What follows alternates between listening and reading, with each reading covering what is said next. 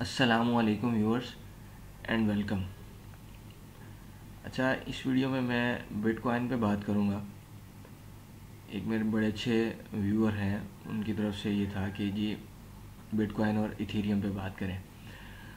तो बिटकॉइन जो है इसको हम मंथली बेस पे देखते हैं तो 69,000 का हाई 2 टाइम ऑलमोस्ट पोस्ट किया मार्केट ने कोविड के टाइम पे, और उसके बाद जो है इस एरिया को सपोर्ट बनाया 14,000 का एरिया, जो मल्टीपल रेजिस्टेंसेस थी वो सपोर्ट बनी 2022 में, और वहाँ से अब रैली चल रही है। वीकली बेस पे सिनेरियो देखेंगे तो इसमें ये कंसोलिडेशन का ब्रेकआउट के बाद मार्केट ने 25,000 26,000 के एरिया में उसको सपोर्ट बनाया और अब वो रैली चल रही है। डेली बेस पे देखें तो वही सिनेरियो, बॉटम पे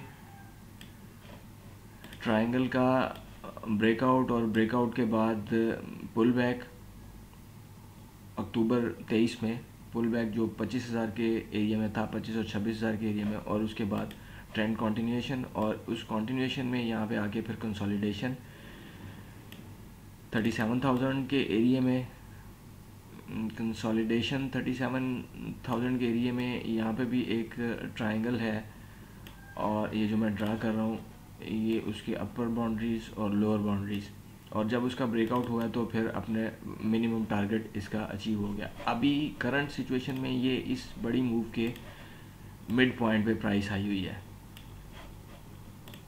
ये ऑलमोस्ट इधर ही है इस वक्त। तो अगर इसने बढ़ना भी है कुछ तो यहाँ पे इस एरिया में कुछ कंजेशन रह के तो फिर ये दोबारा इसके नए हाइज जो हैं वो पोस्ट हो सकते हैं। और डाउन साइड पे देखें तो ये 38,400 या 37,500 का एरिया, 39,000, ये जो एक एरिया होता है, इस एरिया में अगर रीटेस्ट करने के लिए आती है तो वहाँ पे बाय अपॉर्चुनिटी के तौर पे इसे देखा जा सकता है। इथेरियम को मंथली में देखें तो 2017 की जो रेजिस्टेंस थी, इट बिकम सपोर्ट इन 2022। ये सपोर्ट जोन था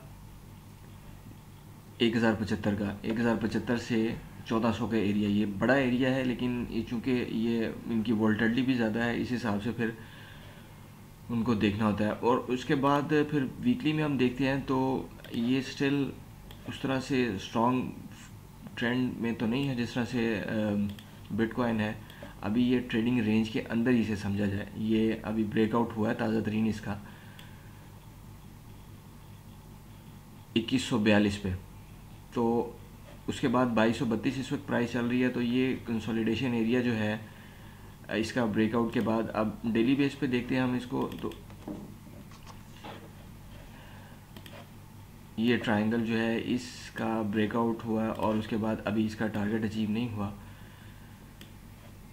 इसका टारगेट जो है वो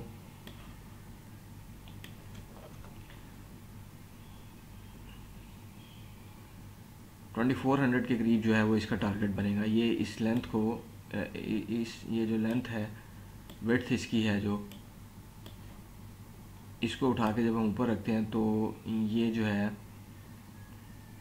2370 या 2400 का ये, और ये मिनिमम टारगेट होता है।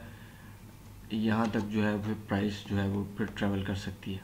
अच्छा, बिटकॉइन को छोटे टाइम फ्रेम में देखें, 4 आवर्स में या H1 में, तो यहाँ पे ये डबल टॉप की सी सूरत हाल है, सिग्नल कैंडल है, लेकिन ये ट्रेंड के अगेंस्ट चुके हैं, तो इस वजह से इसमें फिर मोहतात रह के काम करने की ज़रूरत है। Viewers, thank you for watching the video.